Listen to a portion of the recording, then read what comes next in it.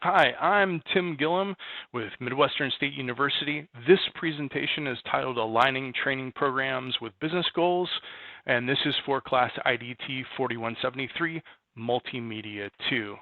So as I said, I am Timothy Gilliam. I am an experienced training consultant with a large financial services company, and I thought I'd just take some time today to tell you exactly what I think is most important for aligning your training programs with business goals. So the first step here is to assess the learning opportunity of learners. And the reason that this is important is because we really want to determine what the company's goal or need is for training in the first place.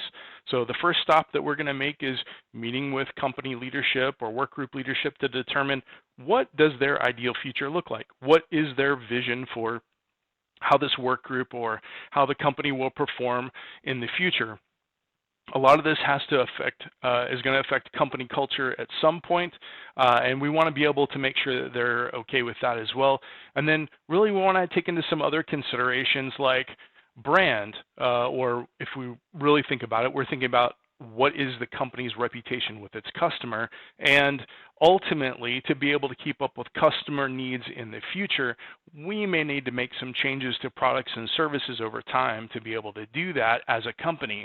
So all of these are considerations that we first want to look at to determine what the expectation of leadership is for how our employees need to perform in the future. Once we determine how they are going to perform in the future, we can take a snapshot in time to determine how they can perform today or what their capabilities in meeting that ideal future are going to be today. So really the next step here is to determine what the core competencies are for a particular work group or a particular job position or role. And really when we talk about core competencies, we're talking about what are the most essential responsibilities or duties that that position has in its daily work, right? And if we look here at the screen, here's an example that I've made for you. I've broken it down into categories here. You can see the first category is thought, business acumen, self, and then interpersonal. And below that, you can see all the attributes that fall into those categories. These are very important. Every role needs to have some sort of core competency so that we can judge employee capability and proficiency against these core competencies to see where our skill gaps are. And that's really important for a couple reasons. Number one, if we're going to get from where we are today to the ideal future, we know that there's going to be a gap in there, or there very likely could. How do we determine what those gaps are? Well, first of all, we can just do a simple employee survey. We can just ask the employees how they feel about their own performance. What skills do they think that they have strengths and weaknesses in? Where are some areas that they feel like they need training to be more efficient or more effective in performing their duties? We can also give them just an easy skills test or skills assessment. We can determine what the skills are that are needed for their role. We can create a written exam or even a practical hands-on physical exam to have us demonstrate those skills so that we can determine if they're proficient in them or not. We can also leverage their supervisors to determine what their performance is like actually on the job. We can just use manager observations and how the employees complete their tasks or their responsibilities on a daily basis to determine if they have the knowledge, skills, and abilities needed for their core competencies. Ultimately, all of that is really what we call a gap analysis or SWOT analysis, if you've ever been involved in one of those. But all of that is really just to determine, again, what our current capabilities are versus the ideal future to identify those knowledge gaps. Once we've identified those gaps, we can determine if training is even a viable option or solution to the problem or to getting them improving their knowledge, skills, and abilities to get them to that ideal future. And really, when we talk about those missing KSAs, those translate to our training objectives. So whatever is identified during that gap analysis, those are going to be our training objectives. And when we talk about training objectives, I think SMART goals apply here. A goal, after all, is an objective, and if we can use them in any other part of business, we can certainly use them in employee training. You've probably seen this before. I know that this is very common. It's been around for a long time, but I think it's a great way to determine if your learning objectives, your training objectives, are on target. Next is to create a training and development policy.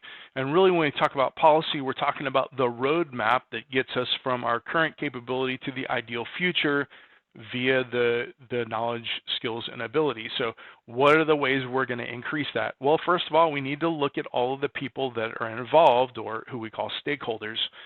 That includes everybody from senior leadership that's going to champion this training initiative down to the boots on the ground employee that are going to be attending the training, or what we would say is our training audience. All those people are involved, and then certainly what subject matter experts or what other external supports that we can use to help get us through training as well. What is the timeline going to look like? What is the start and end of training, or when is that going to be? Dates are helpful there. What resources do we have? What existing technology systems or manuals or training information reference material do we have? And then, of course, we want to be able to determine what key performance indicators that we're going to track, so that we can make sure that we're at the end of training, we can go back and make sure that we've met our objectives. It's also important to understand that we need to prepare for interruptions and setbacks. There's a few here on the screen. I really like the 50-50 method myself, where half of the audience goes through training while the other half continues to do the daily work. And then once that first group has completed training, the groups switch, and now the trained people take up the responsibilities of performing daily operations while the rest of the people go through their training. But certainly any of these are good solutions.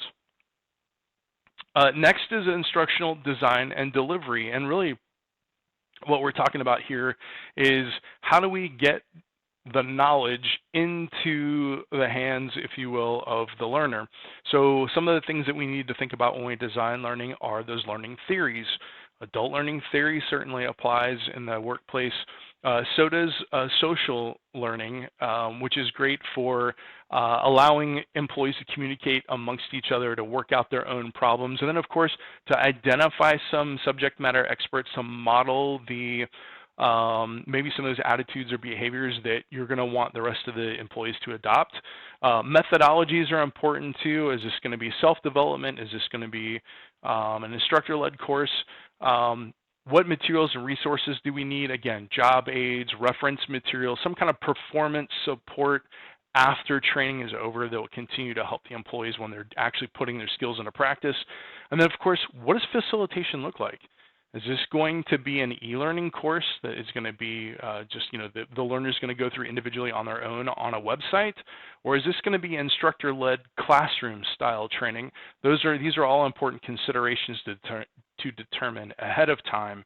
And then, of course, lastly, we want to evaluate our training, because all of this will not be worth it if we can't determine if our training objectives were met. The Kirkpatrick's model of evaluation is very common for what we call return on expectation of our stakeholders. And I've got a quick little video here I'd like to share with you to outline what Kirkpatrick. How to sound more confident in your writing. 1. Remove hedging language and be direct. For example, instead of saying,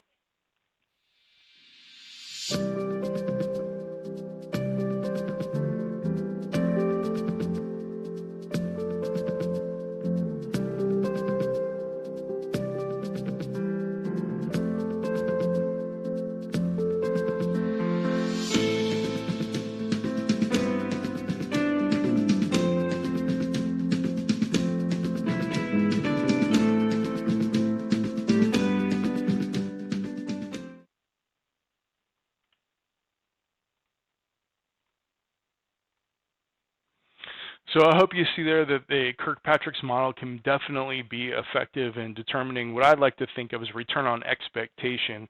But you can also incorporate some other things into this too. It's important to understand if there was any failure, was that due to the application of the information by the employee, or was that due to failure of implementation by the training program itself? Also, what is the impact to employees? There's obviously tangible and intangible benefits here. Hey, maybe we didn't improve efficiency, but maybe we improved company culture, and sometimes that can be just as valuable as any other part of training.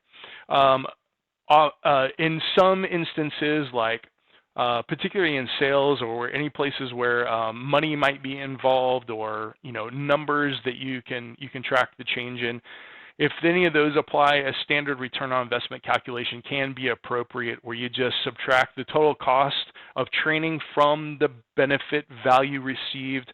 You divide that by the total cost of training and multiply it by 100 to give you a percentage of the return on investment. Ultimately, though, in summary here, as my conclusion, I would say that it's important to understand needs analysis, because that's going to help us determine what our expectation for training is going to be. It also helps us to set this training objectives.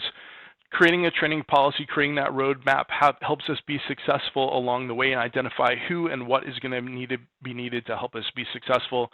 Designing and delivering the program is going to be important, because learners need to receive it in the way that's most effective for them. And then ultimately, all of this is for nothing if we can't evaluate this to determine if we were successful in meeting our training objectives in the first place. So I hope this helps you design your next learning course to ensure that you can align your training needs with business goals. Thank you.